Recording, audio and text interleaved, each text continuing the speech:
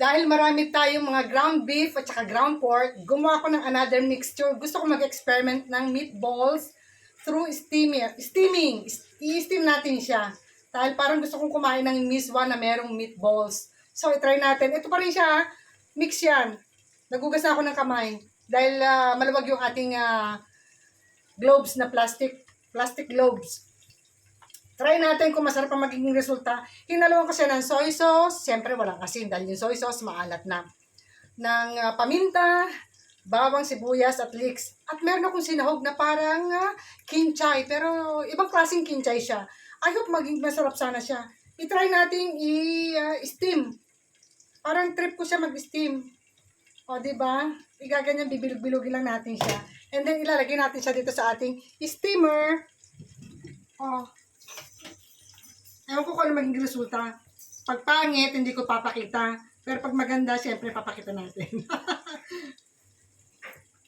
Kanya-kanya na lang yan. Invento ng lasa. Kung gusto niyo ng spicy, then lagyan niyo ng sili.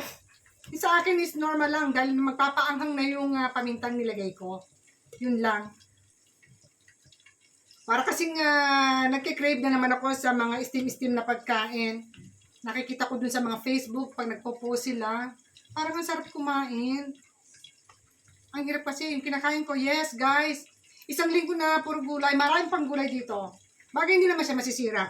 At saka hindi rin naman ako maaaring mawala ng gulay dahil nga yun ang prescribe sa akin ng doktor. Eat more vegetables para sigurado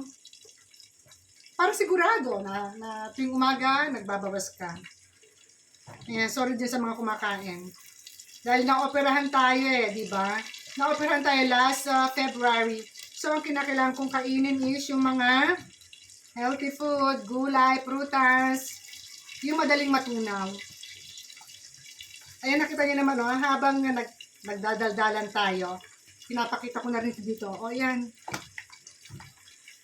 Sana lang maganda ang resulta. Sana lang masarap. Oy. Hintay lang natin ng ilang minuto. Steamer ang ginagawa natin dyan, ha?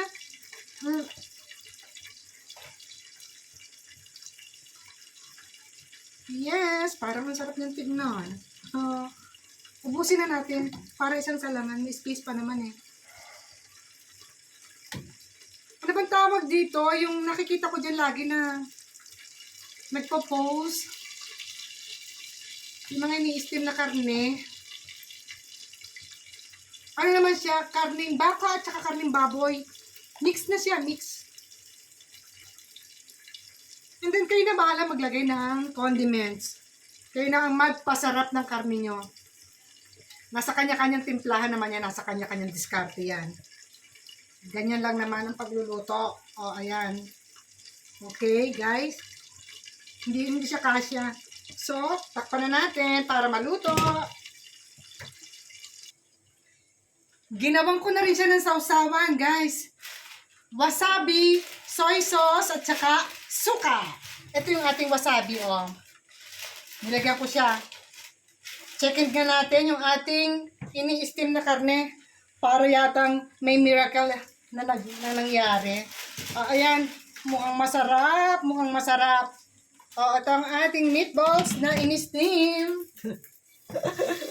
Okay din yung experiment ng lola nyo, diba? Kanya-kanyang mga style lang yan, kanya-kanyang paraan ng pagluluto. So, I hope na nagugustuhan yung ating pinapost dito sa social media. Ito namang aking meatballs na in-steam is karning baka, karning baboy na mix na siya, giniling. And then, nilagyan ko siya ng paminta, bawang, sibuyas, leeks, at saka yung kinchay. And soy sauce. Hindi ko siya nilagyan ng asin dahil yung soy sauce nga maalat na. So, ayan. And then, nilagyan ko siya ng isang itlog nga pala para mag-compact siya, maging solid siya pagka in-steam natin. Isang itlog lang nilagay ko at saka konting breadcrumbs. Yes, yun nga pala nilagyan ko rin siya ng konting breadcrumbs para magbuo siya.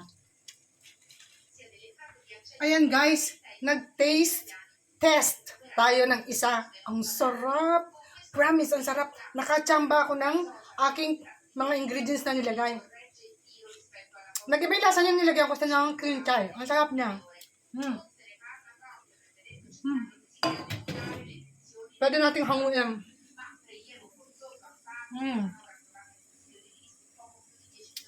Yan ang ating steam meatballs.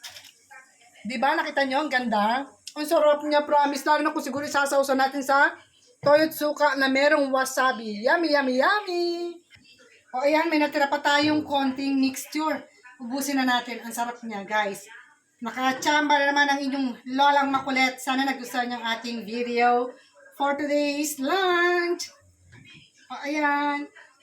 Ubusin na. And then, this is the last one. I-steam na natin siya. Okay? Maraming salamat sa panonood ninyo. Cheers!